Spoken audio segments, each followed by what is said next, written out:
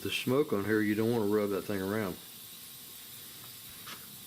You've heard the meaning of TMI, too much information.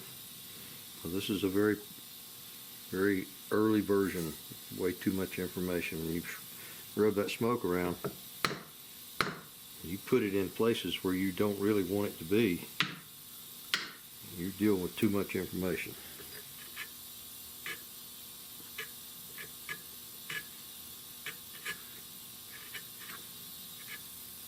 Smoking is kind of a long process, and you want to just be prepared to spend a few minutes. But I've been going at this maybe 45 minutes since I started, and this is probably my last effort here.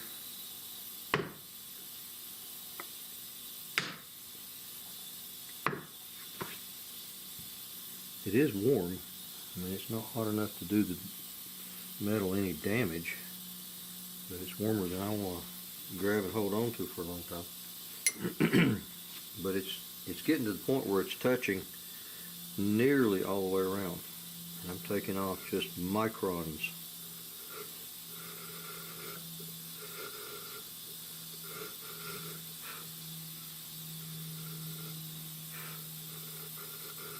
And I haven't even put screws in it yet. When I put screws in it, it'll tighten it up.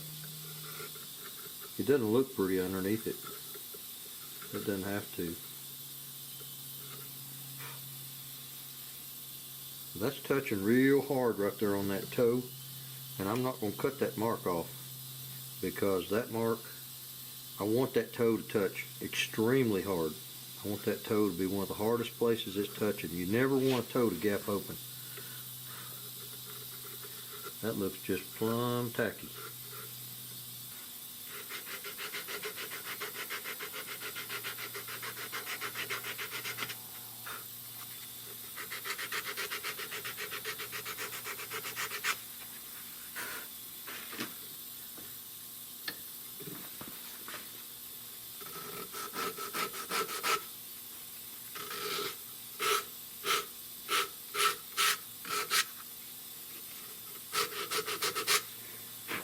I'm going to drill the screw holes and put those in there, but I'm going to try to find some screws that fit this thing better. I'm convinced those are not the original screws. They just don't sit in there right. So I'm going to look through my slotted screw assortment and get some better ones.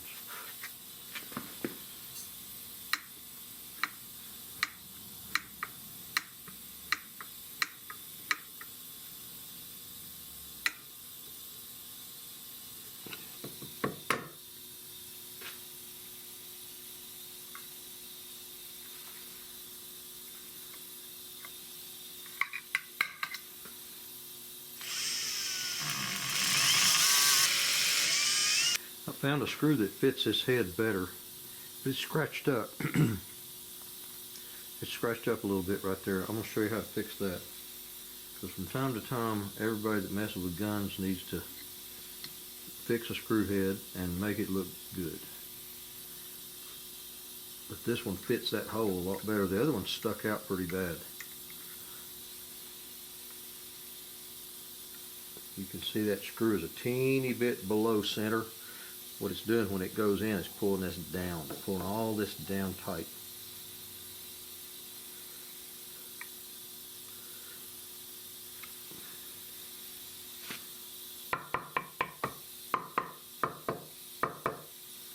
Alright, I have room up here to plane this off. I have room around here to trim all this off. And this is tight. That's tight as Dick's hat band. You can't get a fingernail under it.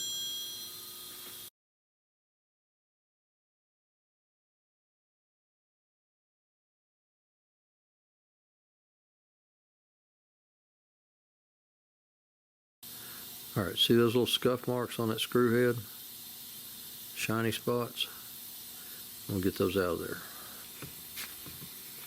Now this is a piece of worn out 220 sandpaper. Put that thing in a drill. You don't have to, you can do it, you can just rub it like that if you want. But the drill does it faster. You don't want to chuck it up in that drill so tight that it puts chuck marks on your screw threads, because then you start looking pretty bad that way.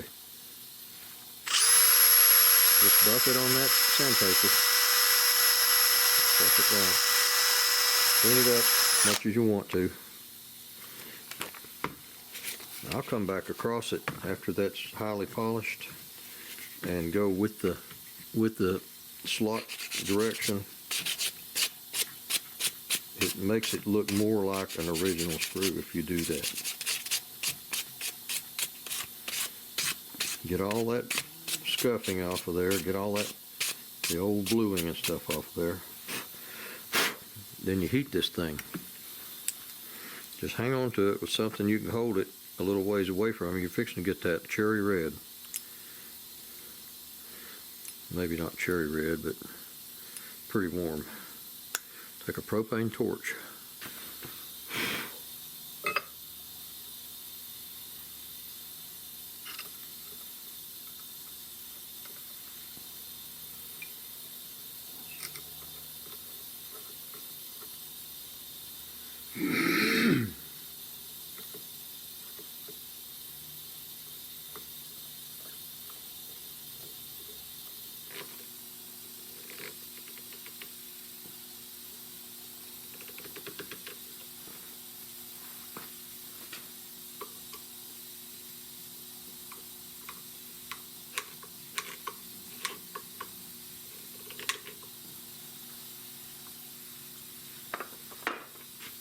Now, I have my edges that I have to go to. A while ago I trimmed to the edge of the metal on the front, and I'm going to trim to the edge of the metal on the back. I'm going to start right up here on top. I'm fixing to lose the center mark on top. So I've got it transferred to the front, and the back's pretty obvious, it's in the middle of that screw. I took a bunch of wood off with a bandsaw. This is way too high. You can see how tucked down that is. And this is also rounded right here. There's a little round to it. So I'm going to imitate that.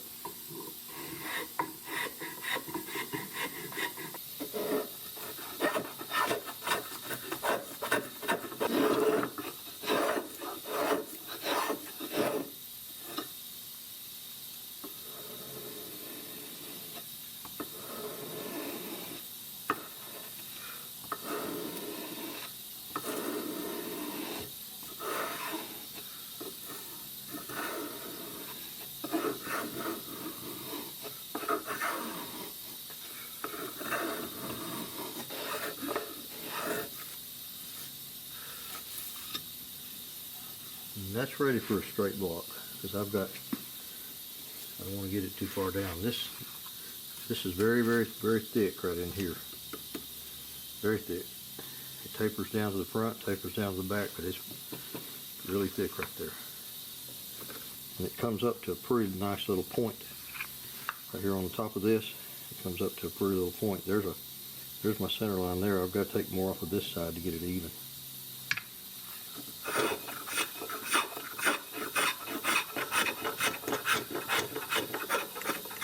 A tool like this probably is not too far-fetched.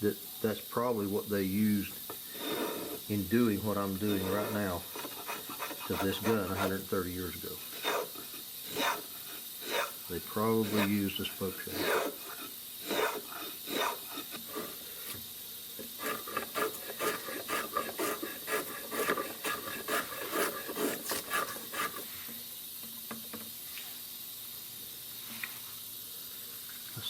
That stays pretty fat all the way back to right in here.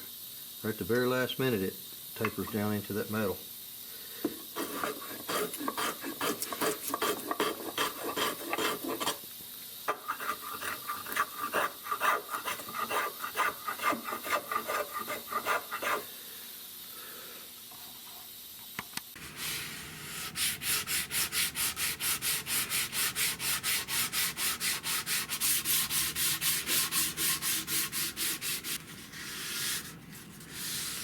try to get these things to look old, you have to do certain things. One, if you use the same same type of tools that they use to make it with, spoke shapes and draw knives, things like that, to shape them on the exterior surface, you get certain telltale marks from those tools. Like I got a little tiny bit of chatter. I mean, it's just faint. I got a little bitty ding right there that the plane blade dug in, and I've sanded it about 95% gone. But that 5% makes it look like those tools were used on these things. There's a little tiny bit of chatter here. I didn't even see it till I started with this 220 paper. But when I got everything else smooth around it, there's a tiny bit of chatter, and that's the perfect place for it. Right there on the bottom, behind the lever. That's where it would get scuffed, laid down across a tree limb or something that whenever taking aim. So I don't sand these things super smooth. The smoothness that you feel when you pick up an old rifle, the smoothness that you feel on this forearm, because it's an old rifle, is from years of gun oil and handling and cleaning and rubbing. That's the smoothness. It didn't come this way from the factory, I promise you. It was not that slick. And these little dings that are in there are from years of use. And so I've got to put some of these little bitty dings and scratches to the same degree that this is. I've got to wear this. And you know what? That's, to me, it's kind of the fun part.